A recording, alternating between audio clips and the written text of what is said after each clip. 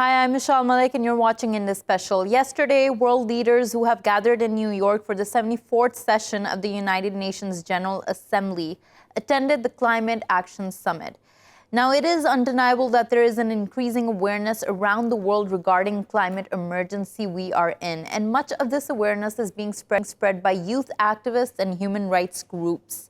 But has the global momentum regarding taking action against climate change been enough to jolt policymakers out of complacency? We discuss this in greater detail on the show. Joining us for this discussion today is Mr. Peiser, Director of Global Warming Policy Foundation, joining us from London, and Mr. Sven Hermling, expert and global policy lead on climate change and resilience at CARE International, joining us from Bonn. Thank you both for joining us and welcome to the show.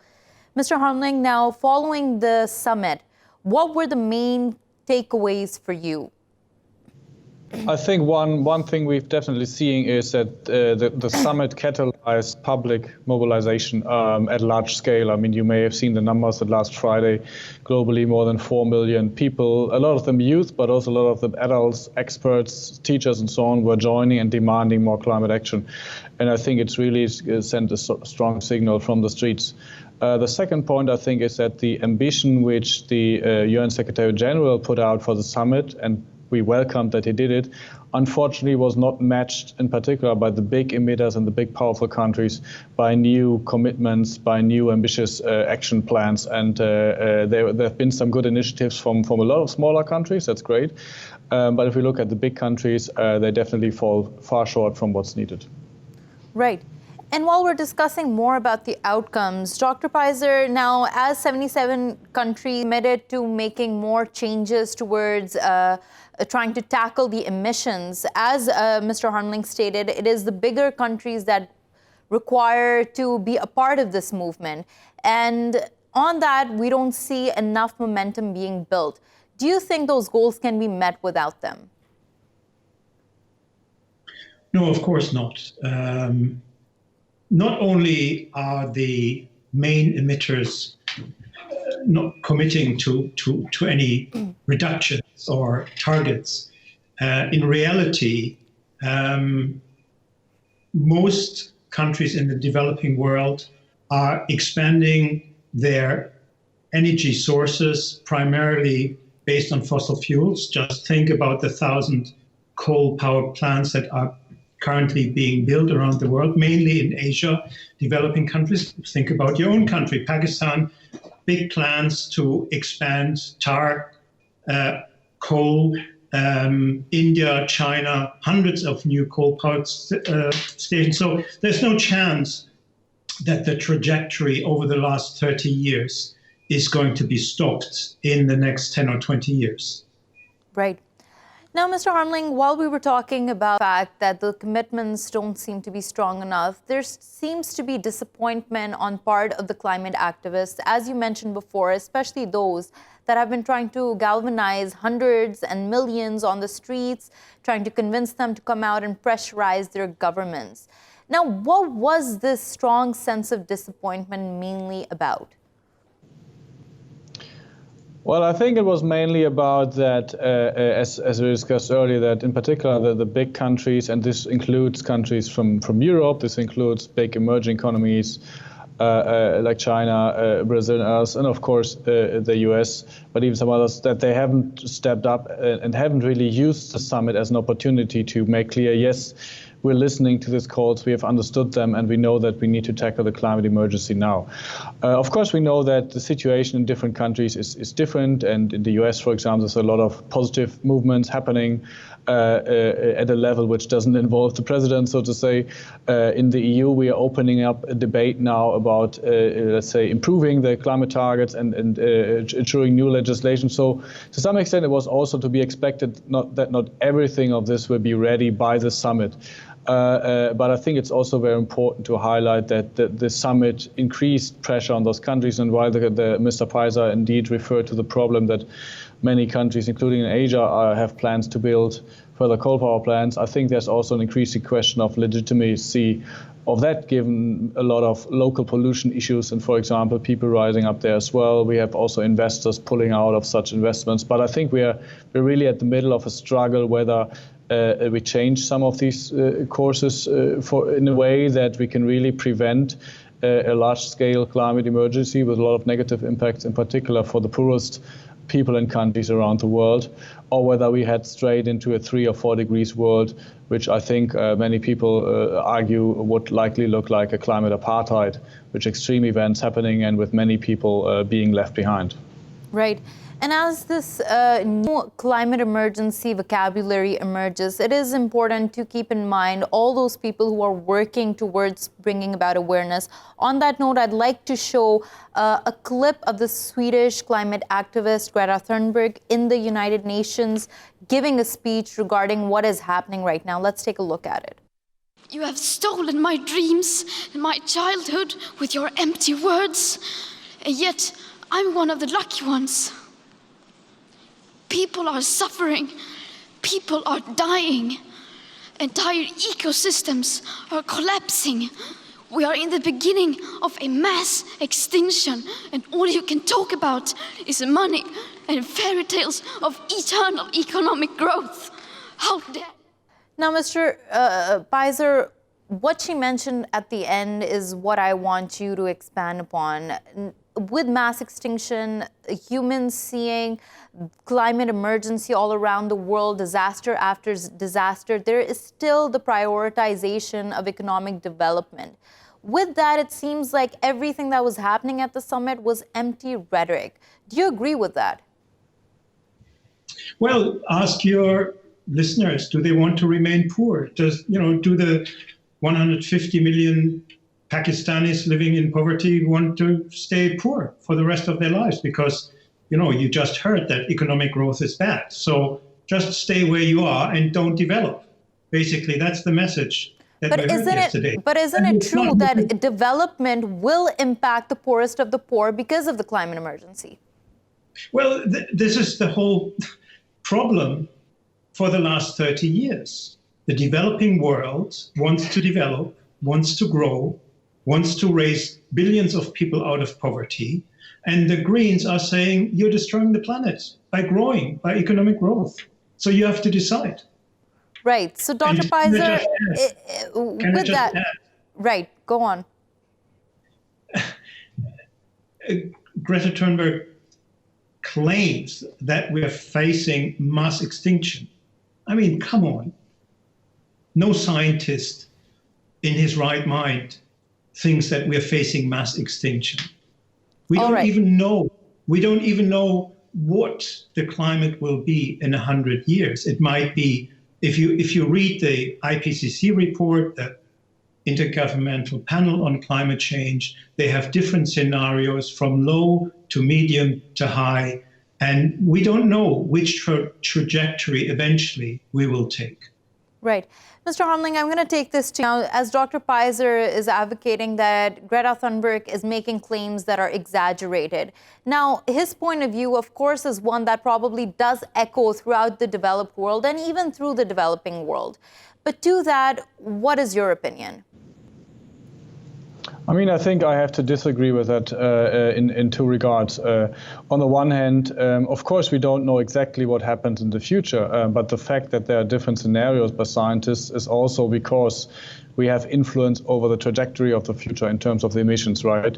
And indeed, you find very, let's say, comprehensive scientific reports which highlight the risk of a mass extinction. That doesn't mean that everyone dies on the planet, but we really see it in the ecosystem and species that a lot of species get lost basically every day, not only because of climate change, but partially because of it, and this will get more severe. And I also think we need to see that today the possibilities to develop much more cleaner than in the past are very different.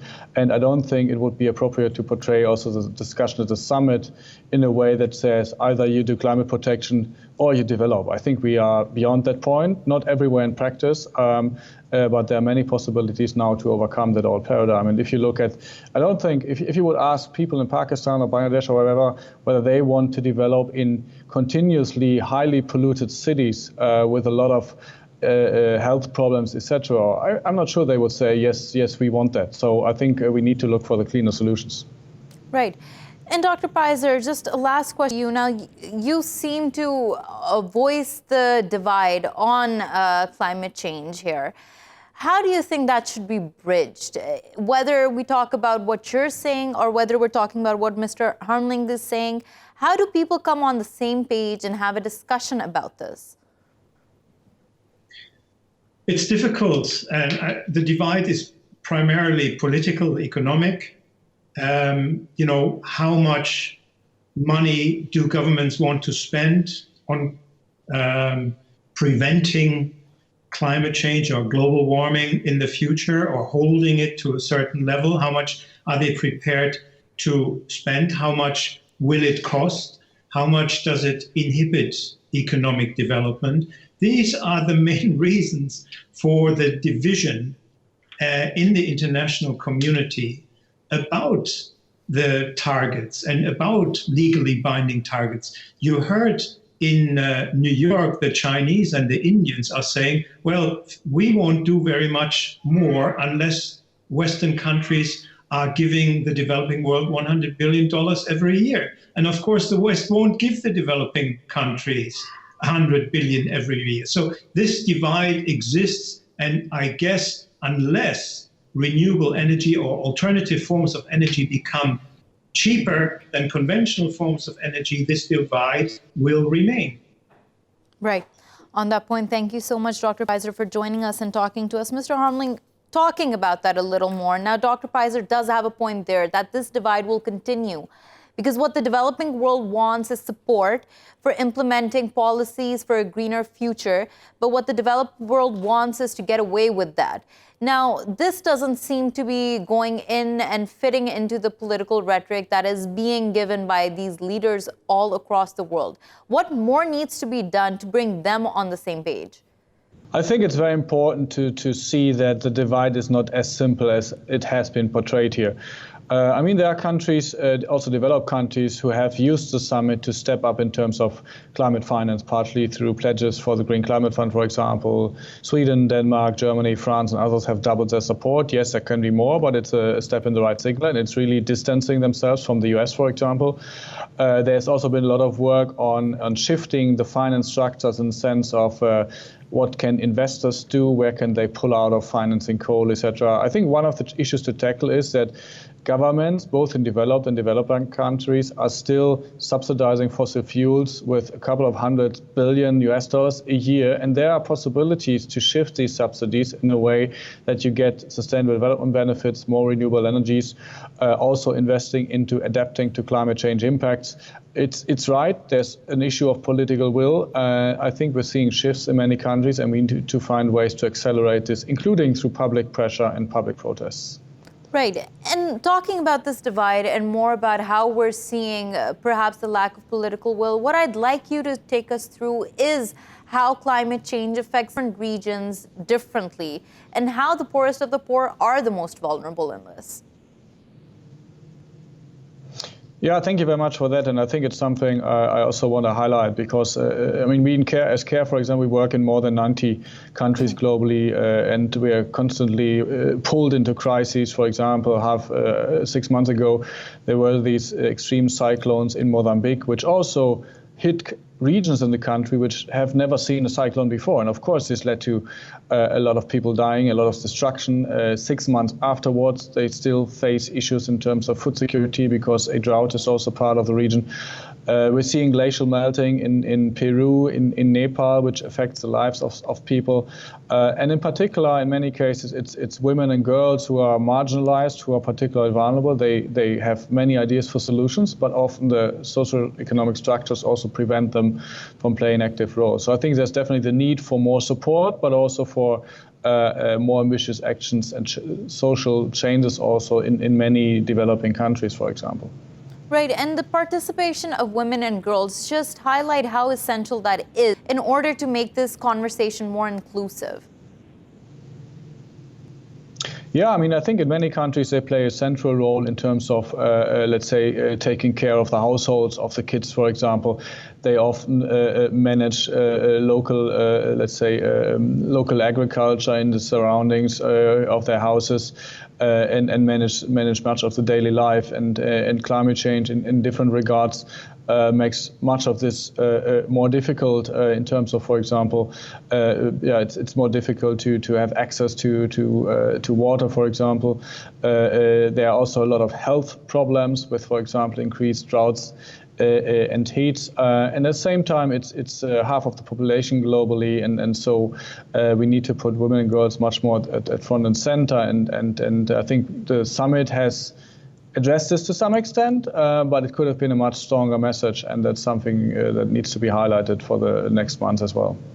Right, and while you're saying the message could have been stronger, of course there is the conversation that there could be something different that had happened at the summit. What do you think should have been changed in this regard? Yeah, I think generally the approach of the Secretary General to the summit was right, to try to keep up a very, let's say, high bar of ambition. I think in the end we've seen from too many countries, let's say, the recooking of old commitments or not clearly putting new things on the table. I think we know it's a journey in many countries, and this summit has put additional pressure on those countries. And I think many of the leaders who go home will also see, okay, we understand, we cannot continue with this, we're not getting away with it any longer, the youth are standing up and rising. And I think this debate is, of course, not over, and more institutions, investors, companies demand climate action. I think that's still a noteworthy signal from the summit. The governments have mostly lagged behind the needs, with the exception maybe of some of the poorest, least developed countries who have made announcements about renewable energy expansion plans, for example, but there's much more that needs to be done. Right. On that point, I'd also like to introduce two new guests who have joined us. Mr. Svein Tveidal, who's a climate expert and former UN director, joining us from Oslo. Mr. Tveidal, now continuing the conversation with you, we've been talking a lot about the divides which were also manifest during the summit. Now, in all of this, take us through what will happen to make climate change an even more global issue than it is now, in terms of migration, in terms of how it's going to create greater divides amongst the poor and the rich. Unfortunately, we will see that the problems we have from climate change will be bigger and bigger. Back to the meeting yesterday in New York, I must say it was a big disappointment. The Secretary General had urged world leaders to come and sharpen their ambitions. And in fact, none of the big emitters did that. So it is getting more and more demanding to avoid a climate catastrophe. And the embarrassing truth is that the gap between what scientists recommend and what is done is wider than ever. So we have a very, very complicated and dangerous situation. Right. And as you're mentioning, the gap is widening between what scientists are recommending and what policymakers are willing to do. And this is a question I keep pushing on, but what needs to be done in order to at least minimize that gap? Yeah, well, it is still possible to do so. One of the most efficient ways would be to put up a carbon tax that would increase by the years, and maybe most important of all is to stop subsidizing of the fossil industry that is now 6.5% of the global GNP. It's a tremendous amount. So that is in a way suicide we are doing. And one point is that, as the former speaker said, poor countries that is very vulnerable had made commitments in New York yesterday, but they stand for only 7% of the emissions. But one point I think I would say was important yesterday is that a rich country like Denmark actually pledged that they would reduce their emissions with 70% by 2030. So this means that it is possible also for the rich world to follow up and do what is needed. The lack is political will and pressure from the fossil industry. Right. was, of course, this public pressure that is mounting on policymakers.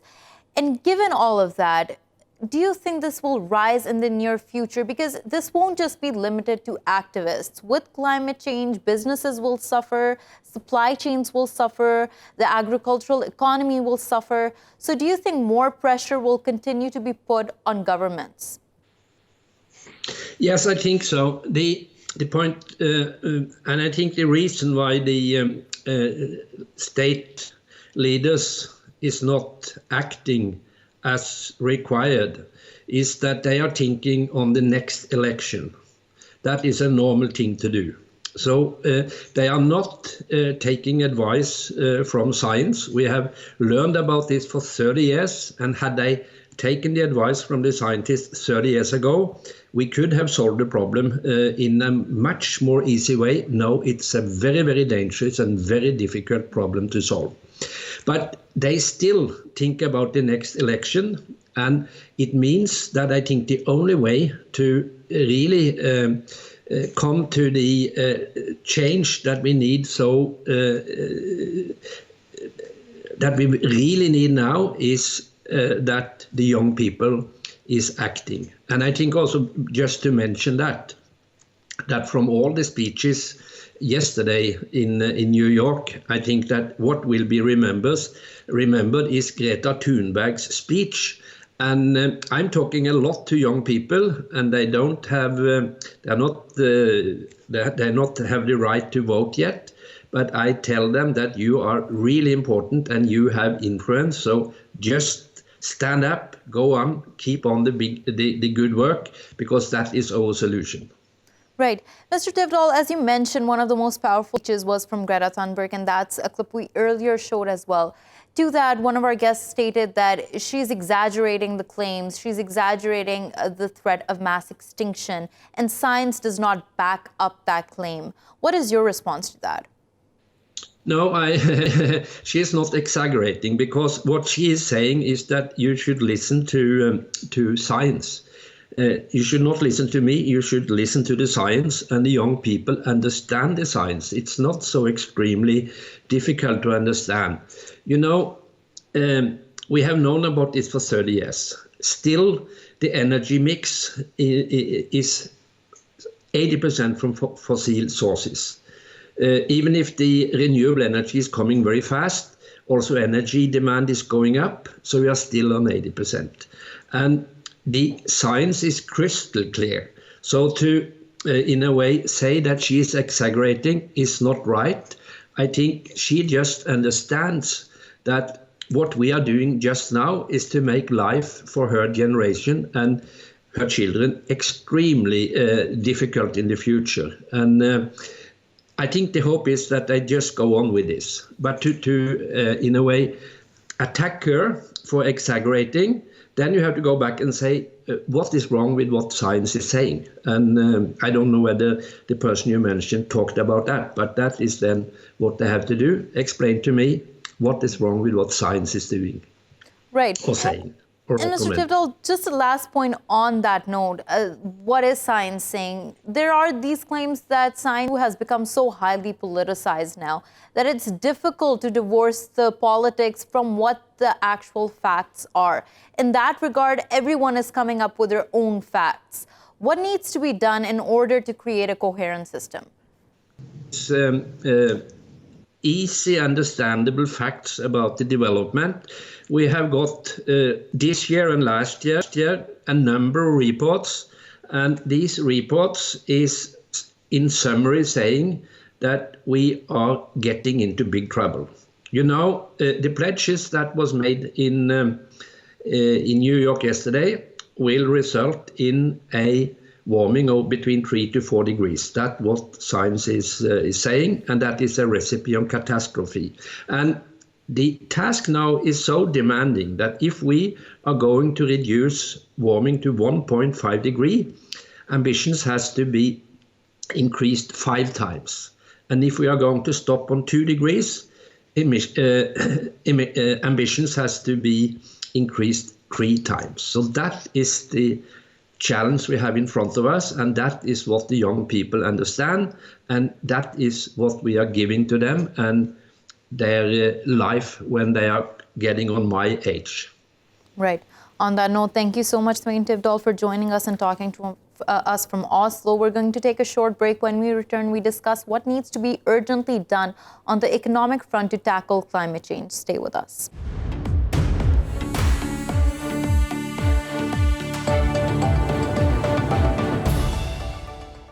As weather patterns dramatically change and natural disasters become more frequent, the reality of climate change becomes undeniable.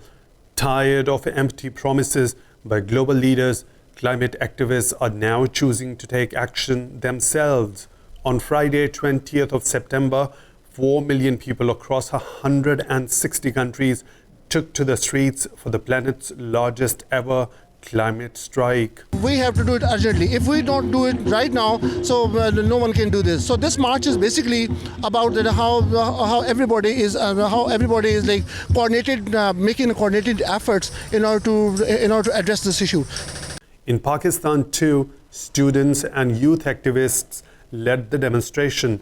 Mobilizing a lot of students from schools and universities. And we were pleasantly surprised to see that students were the most responsive to the message. And they want to protest against climate change. And I think the parents are the hang-up here. And we request parents to allow their children to combat climate change because their future is at stake now. The strike came before Monday's UN Climate Action Summit to put pressure on policymakers.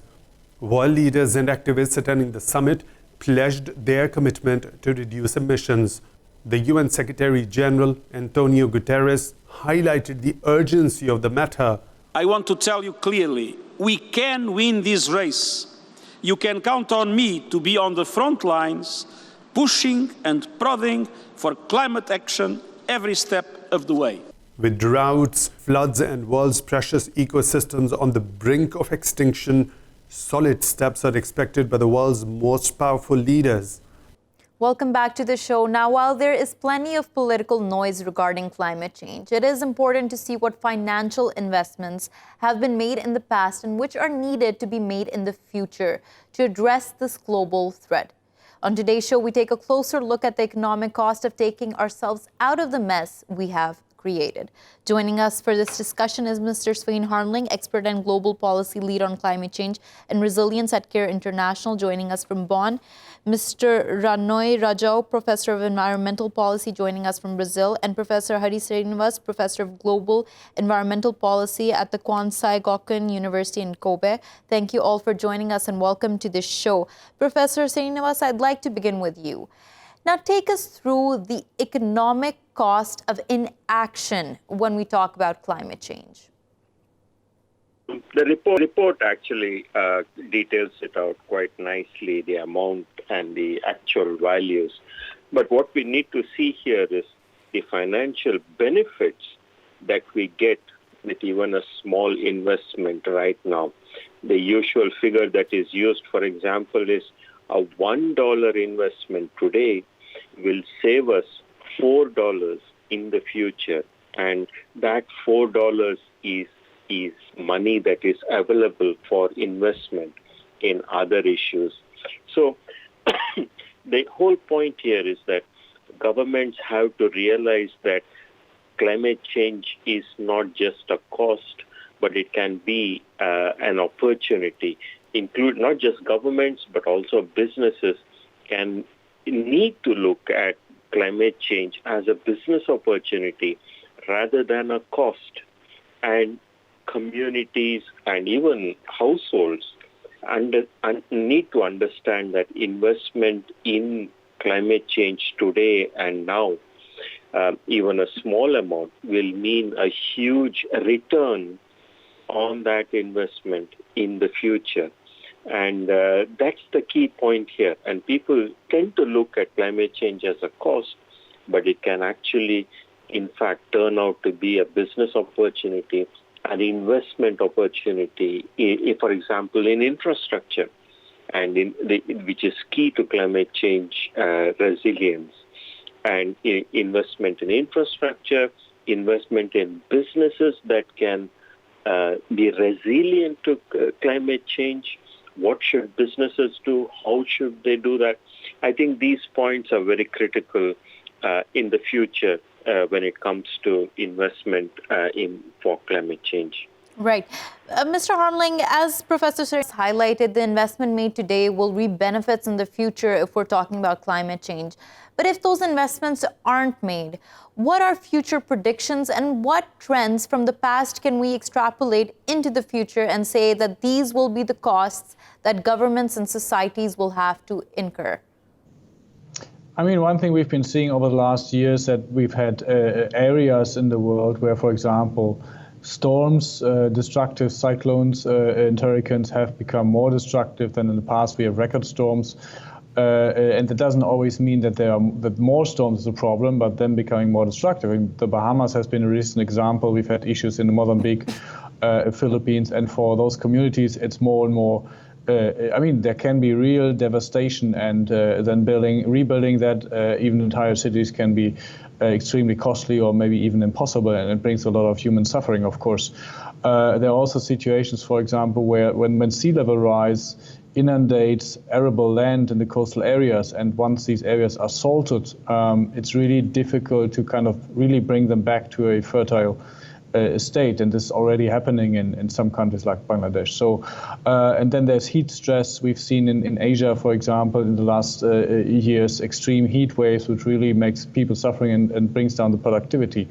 These are just some of those examples. I think to specify what the colleague said earlier, it's about the right investments we need. We need the investments that tackle climate change, both in terms of resilience to the impacts that we can no longer avoid, and it's of course also fair to use them as much as possible, but of course bring down the emissions through investments in green infrastructure, renewable energies, which have a lot of positive side benefits already today, and the costs are going down and down again, and can really help tackle energy poverty. Right, and those are some of the points I do return to, how climate change can be tackled through investment in specific areas. But before that, I want to go to Mr. Rajao. And Mr. Rajao, you're talking to us from Brazil. Brazil itself was going through an environmental crisis with the burning of the Amazon. Now, that provides a very, very important case study, not just in terms of how the earth is being ruined, but in terms of how economic benefits were being prioritized. Tell us what is happening now. So I think it's a very, very interesting case, both as a country that was very successful in reducing substantial deforestation from 2004 to 2012, so by 72%, and how it has now, gone in the wrong way, because basically enforcement of those policies have not become a priority anymore, and because of that, things have been sidelined. And what you see right now is it's a government that unfortunately does not believe in climate change as a major issue, and because of that has been sidelining this issue, and now we have the consequences, not only for the country, but also for the rest of the world. Right. And over here, while we're talking about the government, one thing that needs to be remembered are the incentives given to those who were starting the fires, who were burning down the Amazon, the business incentives given to them. In this way, how do you see on a larger scale are incentives being given to perhaps put a clamp down on positive green policies?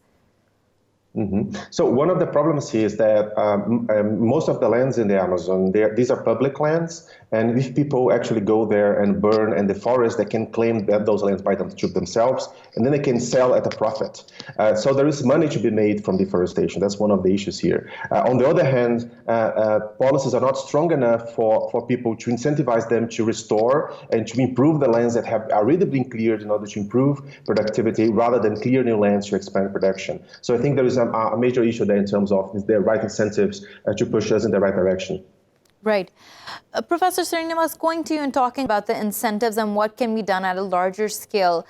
How important is private financing in order to try to mitigate the impacts of climate change and also to invest in infrastructure and other areas of society? Yes, picking up on our Brazilian colleague, right here in our backyard, we have a very similar problem where fires in Indonesia are affecting Singapore, Malaysia, Vietnam, Thailand, etc., the neighboring countries. That is directly resulting from the need for land to grow palm trees.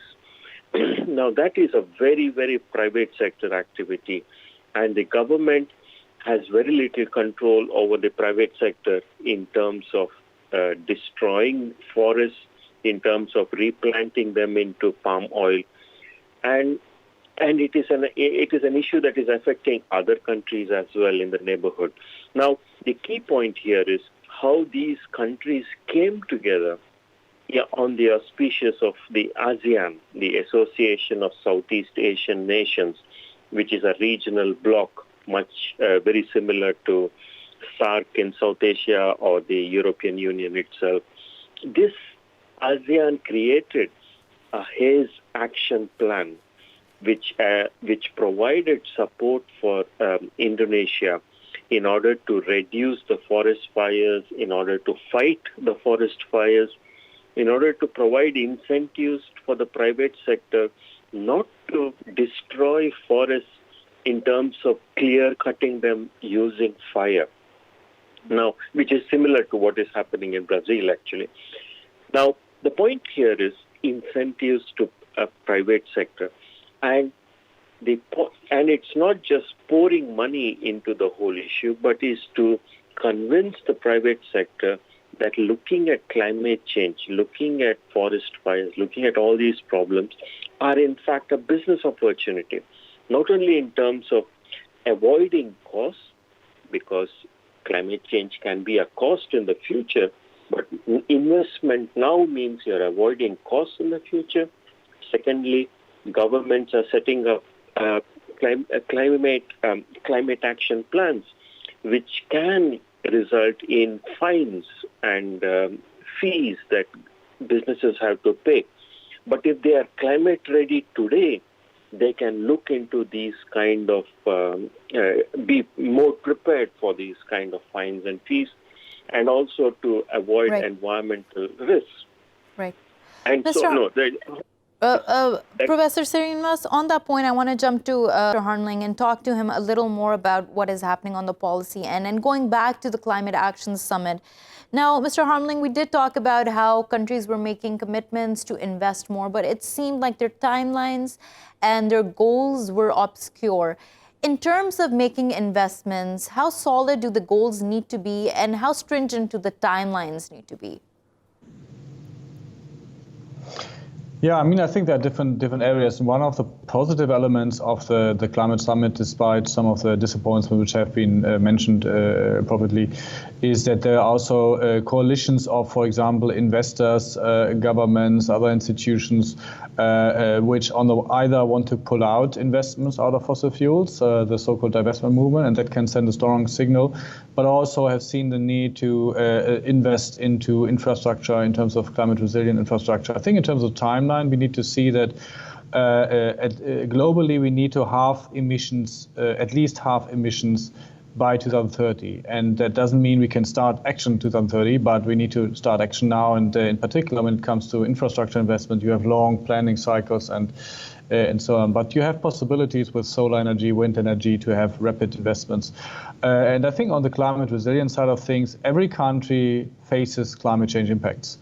And if a government, if a planning ministry, a finance ministry doesn't take these into account, you're making basically wrong investments, because you might put billions into streets or whatever, or infrastructure, and then they might be destroyed or disrupted by climate change impacts. And so I think it's really something where every country, if they don't have a plan yet, need to start making a plan, and in particular look at the critical infrastructure, which is in highly vulnerable areas. Right.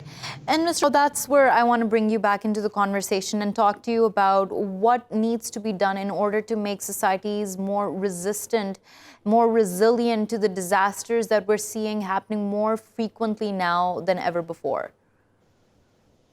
There are different actions. One of them is to step up investments. The international community has promised to invest 1 billion per year on the topic. This is not happening so far. This should be actually taking place quicker.